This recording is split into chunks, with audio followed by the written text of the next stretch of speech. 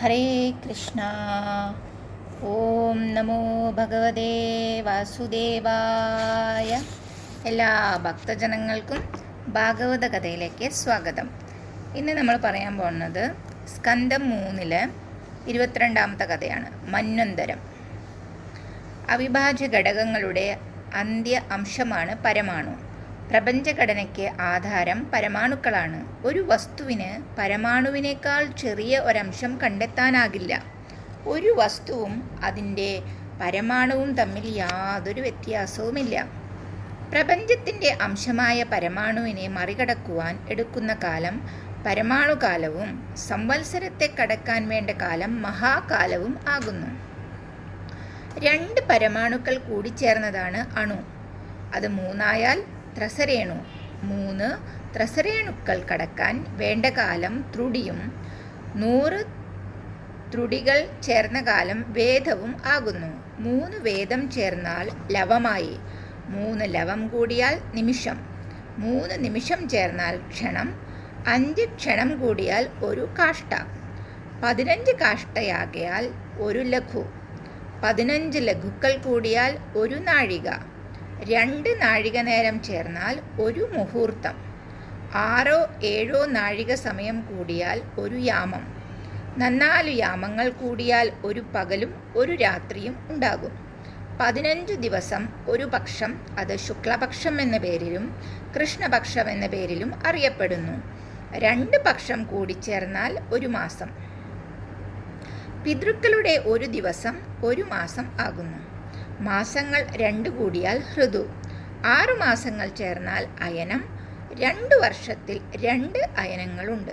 ഒരു വർഷത്തിൽ 2 അയനങ്ങളുണ്ട്, ദക്ഷിണായനവും ഉത്തരായനവും.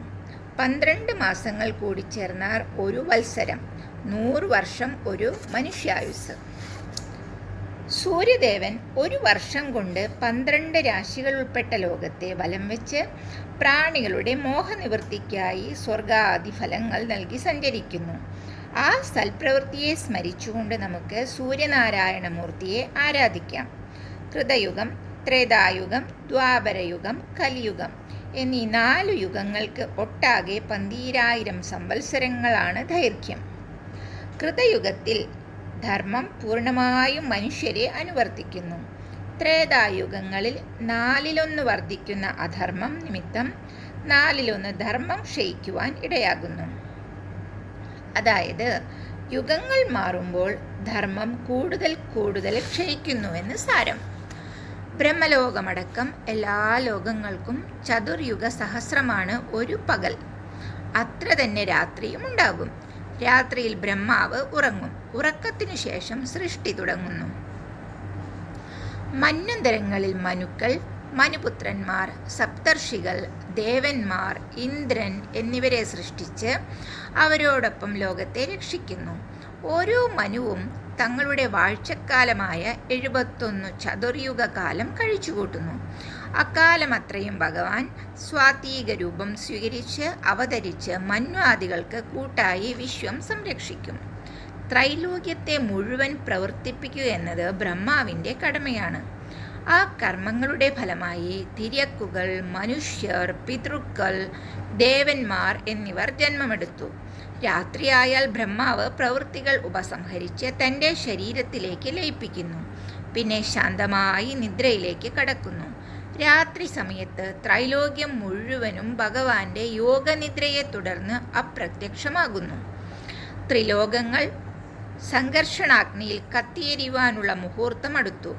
ഭൃഗുവും മറ്റു മഹർഷിമാരും ചൂടേറ്റ് പൊള്ളാതിരിക്കുവാൻ മഹർഷിലോകം ഉപേക്ഷിച്ചു പോയി.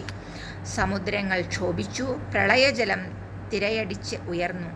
3 ലോകവും മുങ്ങാനുള്ള സമയം കാത്ത് ഏവരും ഇരിപ്പായി.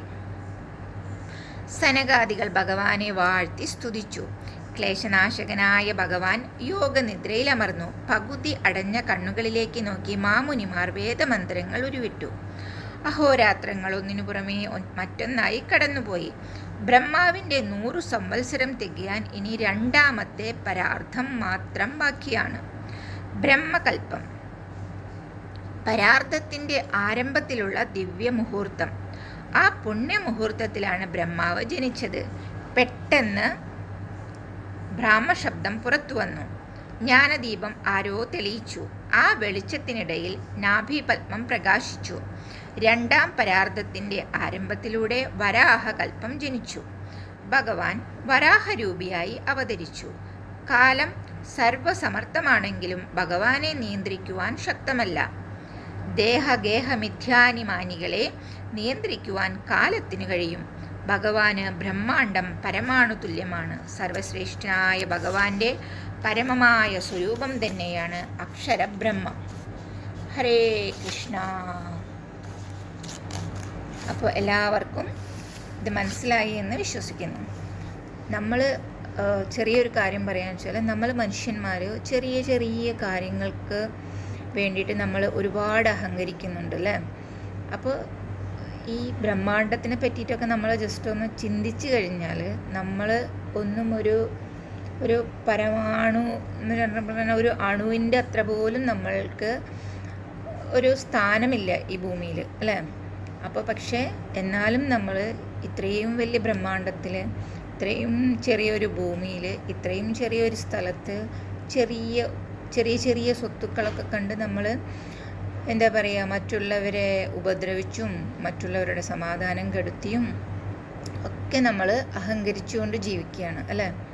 അപ്പോൾ മാറി നിന്നുകൊണ്ട് നമ്മൾ ഇതൊക്കെ ഒന്ന് ചിന്തിച്ചു കഴിഞ്ഞാൽ നമ്മൾ ഒന്നുമല്ല എന്ന് നമുക്ക് മനസ്സിലാകും. എത്രയോ നമുക്കൊന്നും ചിന്തിക്കാൻ പറ്റുന്നതിന് അപ്പുറമാണ് ഈ ലോകവും ഭഗവാനും ഭഗവാന്റെ ലീലകളും അല്ലേ. ഹരേ കൃഷ്ണ. എല്ലാവരും സ്നേഹത്തോടും സാഹോദര്യത്തോടും കൂടി കഴിയുവാൻ സർവശക്തനായ ഭഗവാൻ അനുഗ്രഹിക്കട്ടെ. ഹരേ കൃഷ്ണ.